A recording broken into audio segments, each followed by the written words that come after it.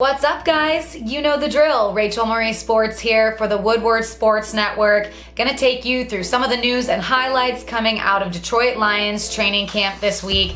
And what an exciting week it was as the pads went on at practice, so you get a little bit of a better idea of what kind of product we might be bringing to the field. Of course, we still have to wait until we see these preseason games and beyond that into the regular season to know for sure. But there were some familiar faces out at Allen Park in the practice facility, including some Tigers players, Akil Baddoo being one of them, and Pistons GM Troy Weaver was there to connect minds, I can only imagine, with the GM of the Lions, Brad Holmes. I really wonder what they were talking about in a meeting of the minds that's that epic. So let's get into it. Dan Campbell, in a few interviews this week, said that he knows we as Detroit fans are tired of excuses. We're just not here for it. He says that he knows that winning here is something special and he gets it. What I think he is doing is trying to set realistic expectations for the time being, but create hope for the future. He knows that we have been waiting much too long to not see something special sometime soon, and he has consistently reiterated that in his press conferences. He gets it, you guys. I think we are all on the same page, and that's a very special place to be. So when Dan Campbell, the man himself, was asked what he wanted to see in training camp this week as the pads went on, he said, "I want to see these guys compete. I want to see these guys get to the point where it's almost an all-out brawl, but there isn't one." Well, he was granted that wish in the form of a scuffle between rookie wide receiver Amon-Ra St. Brown and rookie cornerback Ifeatu Melifonwu. They got into what some people described as a little bit of a slap fight on the sideline after a play, but we hear on the back end of that the coach showed them support and that they're still friends and everybody has moved forward. So it seems like MCDC's vision for what he wanted out there on the field came to fruition right in front of his eyes. I, for one, also love to see that competitive fire. It just shows me that both of those players really wanted it. And that's exactly what we want as well, is to see them taking these strides to be the best that they can be, even if that means feeling like they need to better their opponent when they're on the same team. That is competition for you. Now, let's talk about a rookie standout from this week, and that is defensive tackle Alim McNeil. Dan Campbell has dubbed him Twinkle Toes. Aaron Glenn is calling him a dancing bear, and it's his lateral quickness that has been found to be very disruptive, oftentimes, or sometimes I should say, even getting the best of Frank Ragnow himself.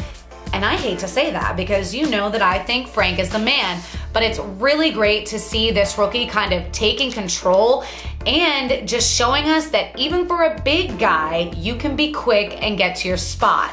So we'll see how he progresses coming to the season. We did just sign another defensive tackle to the roster in Miles Brown, but I would expect him to just be a depth piece. I definitely expect to see McNeil out there taking the starting reps. We've also seen more praise for Jeff Okuda this week coming out of training camp. Dan Campbell says he's really starting to come on. He's playing like, "I'm a bad dude. How dare you throw it over here?" And I really hope he says it with that same sort of attitude, and that's the attitude that he carries with him onto the field. All of the Detroit Lions beat writers have been writing about the St. Brown and Okuda matchup at training camp. They say it's been pretty magnificent to watch.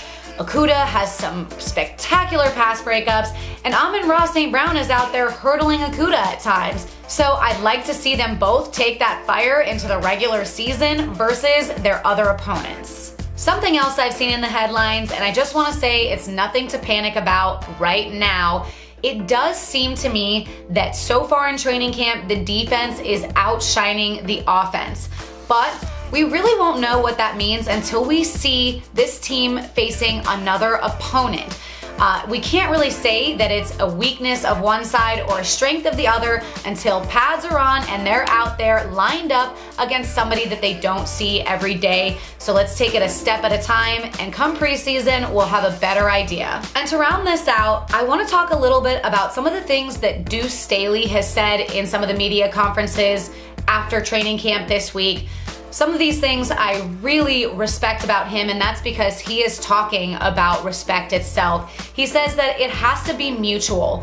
Not only do the players have to earn the respect of the coaches, but the coaches have to earn the respect of the players. I think that is an awesome mindset. I think it also partially comes from the fact that many of the men on this coaching staff are former players themselves. So mutual respect across the board is incredibly important, and I think it's something that they're building the foundation of this team upon.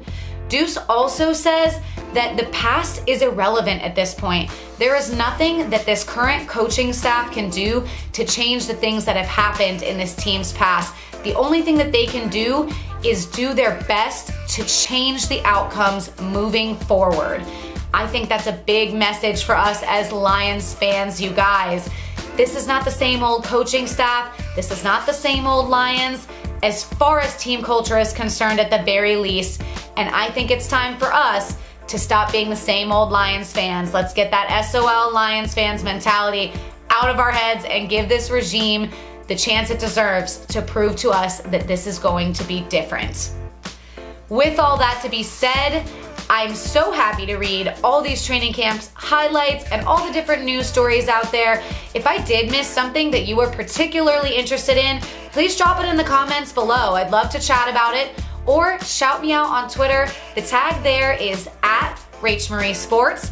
Of course, be following along with all of the Woodward Sports Network social media accounts to stay up to date with all things Detroit sports and more. And I'd like to also give a special shout out to Corey Woods from our Woodward Sports Network. He is out there at training camp really asking some fantastic questions and delivering some of the best news that I've seen out there. So give him a follow on Twitter as well. As always, guys, one pride. See you next week.